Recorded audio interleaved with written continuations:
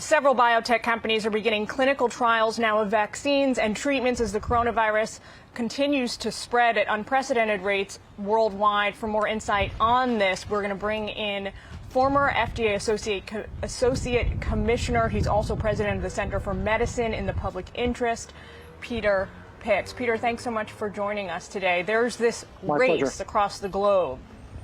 This race across the globe to get to a vaccine. Hearing different, officials give us different numbers, different varying lengths of time at how far we are out from that. I guess the question that matters most to Americans is not when there will be a vaccine, but when there will be a vaccine that is approved for widespread use. What's your best guesstimate on that now? There's a lot of good news here. Biotech companies are working with governments and regulatory agencies and academia all around the world to get this vaccine done, to get therapeutics invented. The FDA, for example, in the U.S. is working 24 hours a day, 7 days a week, really around the clock, making sure that experimental medicines are getting through the system, that existing medicines are getting what's called emergency use exemption, so that doctors have the tools they need to fight for those people who are the most ill, people in hospital, older people, people with pre-existing conditions.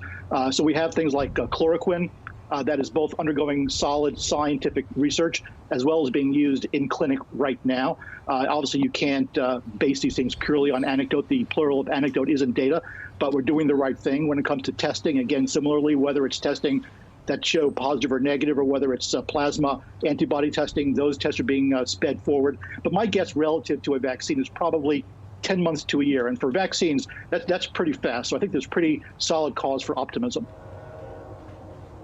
Well, so now there's this race to a vaccine. You say that's 10 to 12 months out. And then there's also these antibody tests that you mentioned. We keep hearing a lot about them. Take a listen to Dr. Anthony Fauci a couple of days ago on these tests. I'll get your reaction on the other side. Within a period of a week or so, we're going to have a rather large number of tests that are available. These antibody tests are tests that we do on other diseases, but they need to be validated. You need to make sure that they're consistent and that they're accurate. And that's what we're doing now, both with the NIH and with the FDA. So unpack that a little bit for us. Talk to us in real speak about what this means for Americans. Well, firstly, what Dr. Fauci is saying is you don't want tests approved that are inaccurate.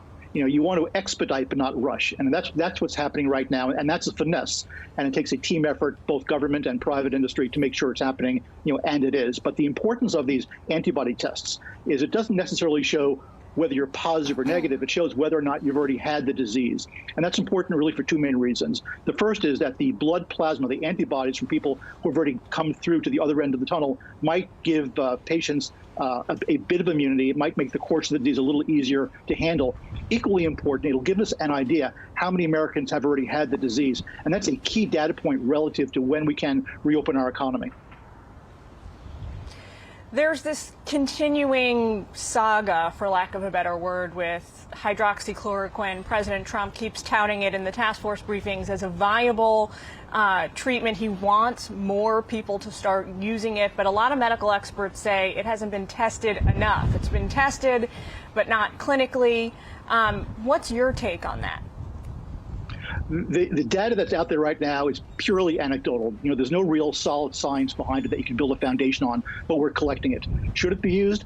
I think that doctors have the option now to use it for their patients. But an important point here is that this is a medicine that's also being used for patients with chronic conditions such as lupus and rheumatoid arthritis. So we don't want to cause shortages. We don't want people to rush out and demand these drugs. 85% of the people that have COVID-19 will ride it out at home in bed with plenty of liquids, with tender, loving care, and they won't need chloroquine. They shouldn't ask for it. Doctors have this as a tool for the most seriously ill patients who are in hospital who really need it to survive. So it sounds like risks there with using hydroxychloroquine are not just to the users, but concerns about causing a shortage for other medical patients who rely on it to stay healthy themselves, independently of COVID-19 and the coronavirus. Peter Pitts, thanks so much for your time and your expertise today. We appreciate it. My pleasure. Stay safe, shelter in place.